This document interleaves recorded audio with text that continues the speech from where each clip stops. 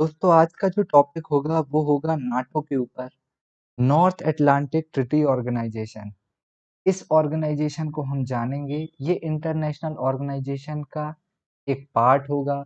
इसकी कुछ वीडियोस हमने पहले भी बना चुकी हैं। आपने अगर उन्हें नहीं देखा है तो उसे भी देख लीजिएगा। ये जो है ये हमारा नाटो के ऊपर ये पूरी वीडियो होगी।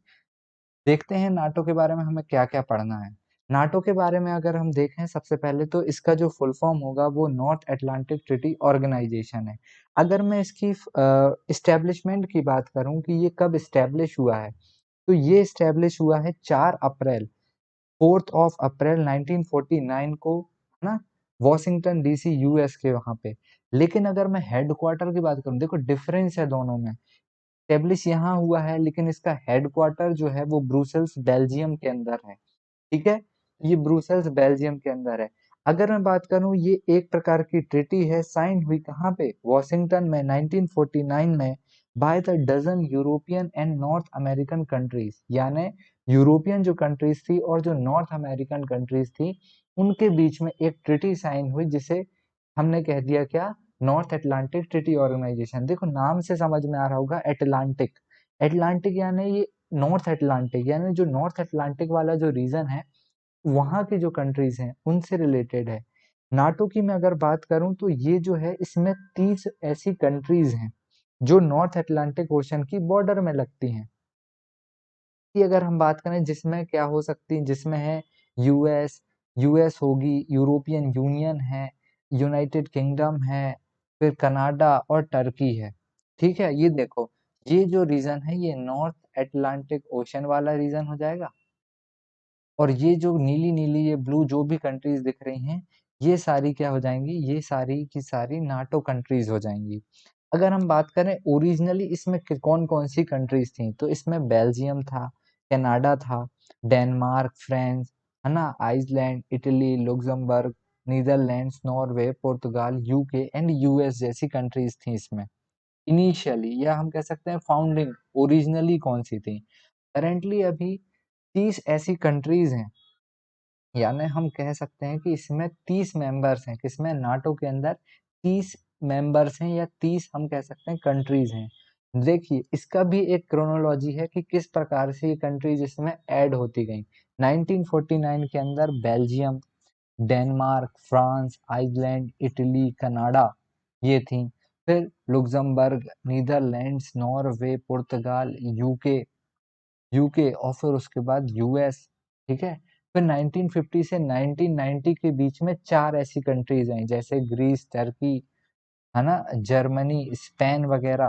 फिर उसके बाद 1999 में पोलैंड, चेक रिपब्लिक, हंगरी। ठीक है, 2004 से 2009 के बीच में फिर और थी। ऐसी पूरी लिस्ट है, हम देख रहे हैं कि भाई Bulgaria, Estonia, Latvia, Lithuania, Romania, Slovakia, है ना, स्लोवेनिया, अल्बानिया, क्रोएशिया, ये सारी। और फिर उसके बाद मॉन्टेनिग्रो और नॉर्थ मैकेडोनिया 2017। तो ये लेटेस्ट हैं, 2017 से 2020 के बीच में ये लेटेस्ट है, मॉन्टेनिग्रो और नॉर्थ मैकेडोनिया। ठीक, तो इतनी सारी देखो आप कंट्रीज आपने देख ली, ये सारी वो कंट्रीज हो जाएंगी। ठीक है, बेल्जियम, ये सारी वो 3 कंट्री हो जाएंगी। फिर अगर हम इसका पर्पस की बात करें तो पर्पस इसका क्या क्या क्या है, तो ये एक प्रकार का ना मिलिट्री अलायंस है। मिलिट्री अलायंस है ये सारी कंट्रीज के बीच में, जो हमने अभी 30 देखी और एक यूरोपियन यूनियन, मतलब ये कंट्री हो जाएंगी, है ना। ये सारी क्या हो गई, 30 ऐसी कंट्रीज हो गई। बात करें, ये फॉर्म हुआ था वर्ल्ड वॉर टू के उसके समय, कि भाई वर्ल्ड वॉर टू के समय जो इतनी हिंसा हुई उसके मद्देनजर इसको क्या है, इसको एस्टेब्लिश किया गया किसको, कि ये पीस को और इनकरेज करेगा पॉलिटिकल कॉर्पोरेशन। कहाँ, जो बोथ साइड है अटलांटिक ओशन की कंट्रीज उनके बीच में। ये मैंने आपको बता दिया कि ये अटलांटिक ओशन है ना। देखो एक सेकंड, ये अटलांटिक ओशन था, ये अटलांटिक ओशन था। और ऊपर वाला जो रीजन था ये हमने बता दिया नॉर्थ अटलांटिक, तो नॉर्थ अटलांटिक ट्रीटी ऑर्गेनाइजेशन ये कहलाने लगा। और इसका काम था क्या, पीस या पॉलिटिकल कोऑपरेशन को मेंटेन करना। और क्या, freedom, security of all its member by politically and military mean। Military mean काफी ज्यादा इंपॉर्टेंट है इसका, इसका सबसे बड़ा उद्देश्य मिलिट्री मीन हो जाता है ना। और इसका वही हमने बताया इसका कि रीजन में जो स्टेबिलिटी है ऑफ रीजन को मेंटेन करना, कि इन रीजनों में स्टेबिलिटी हो, किसी प्रकार की हिंसा ना हो, टेररिज्म ना हो, साइबर अटैक ना हो, या किसी दूसरी कंट्री के द्वारा अगर इन कंट्रीज पे अटैक किया जाता है तो सारी कंट्रीज इसमें क्या करती हैं, उस कंट्री के अगेंस्ट काम करने लगती हैं। ठीक है, तो ये इसका सबसे बड़ा उद्देश्य हो जाएगा। अगर बात करूं कि कोई कंट्री कैसे इसको ज्वाइन कर सकती है, तो जो कोई कंट्री जो होगी वो कंट्री हो सकती है, कोई यूरोपियन कंट्री हो सकती है, यूरोपियन स्टेट हो सकता है, जो इसके प्रिंसिपल्स को फॉलो करे, है ना, यानी जो ट्रिटी है उसको फॉलो करे और कंट्रीब्यूट करे सिक्योरिटी टू द एटलांटिक जो एरिया है, नॉर्थ अटलांटिक एरिया है उसको। ठीक, वर्किंग स्ट्रक्चर की बात करूं तो वर्किंग स्ट्रक्चर में देखो काफी ज्यादा कमिटीज होंगी नाटो की, उसमें अलग अलग मेंबर काम करेंगे। तो वर्किंग मेनली कौन पार्टिसिपेट करता है, ये पता होना चाहिए आपको। तो ये कंट्री का प्रेसिडेंट हो सकता है, पीएम हो सकता है, फॉरेन अफेयर मिनिस्टर हो सकता है, या हेड हो सकता है डिफेंस डिपार्टमेंट का। तो ये सारे वो लोग बड़े बड़ी पर्सनैलिटीज हो सकती हैं जो इसमें क्या होंगी, कमिटीज में इन्वॉल्व होंगी, है ना। की पॉइंट्स की अगर बात करूं तो की पॉइंट्स क्या होगा, की पॉइंट्स इसमें देखो एक आर्टिकल 5 काफी ज्यादा इंपॉर्टेंट है। यही आर्टिकल 5 जो मैंने आपको थोड़ी देर पहले बताया था कि अगर किसी कंट्री ने या किसी आर्म्ड, इसमें क्या लिखा है, N armed attack against one ally is considered an attack against all allies.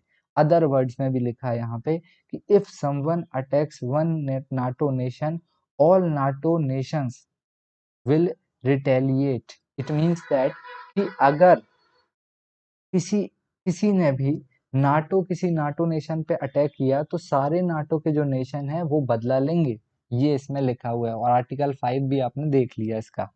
ठीक है, यही चीज थी। फिर प्रोटेक्शन क्या लिखा है, protection does not extend to member civil wars और इंटरनल कूप, ये सब हो गया। फंडिंग की बात करूं तो फंडिंग, यूएस का फंडिंग देखो काफी ज्यादा है, फंडिंग होती है उसके मेंबर द्वारा ही, लेकिन यूएस का इसमें कंट्रीब्यूशन इंपॉर्टेंट है जो कि 3/4 होगा नाटोज बजट का, है ना। 3/4 जो है वो कौन है, यूएस करता है। तो ये सारी चीजें आपको देखने को मिली है नाटो के बारे में। यही सारी चीजें हमको आज पढ़नी थी नाटो के बारे में। हमने नाटो के बारे में पूरी इंफॉर्मेशन देखी, नाटो की देखा हमने, ऑर्गेनाइजेशन कब हुआ, हेड क्वार्टर क्या है नाटो, कितने मेंबर्स हैं, ये सारी चीज देखा, कौन कौन सी कंट्रीज हैं, क्या पर्पस है ना, कैसे नाटो ज्वाइन कर सकते हैं, वर्किंग स्ट्रक्चर कौन कौन कमिटी में होता है, और की पॉइंट हो गए। ये सारी चीजें हमने देखी। तो दोस्तों यही था आज का पूरा वीडियो जिसमें हमने नाटो के बारे में भी पढ़ लिया। इससे पहले हमने अदर इंटरनेशनल ऑर्गेनाइजेशन को भी देख लिया था, तो आप उनको भी देख लीजिए अगर नहीं देखा है तो। और ऐसे ही और जो ऑर्गेनाइजेशन है हम उनको भी धीरे धीरे पूरी को कवर कर लेंगे। तो थैंक यू वेरी मच।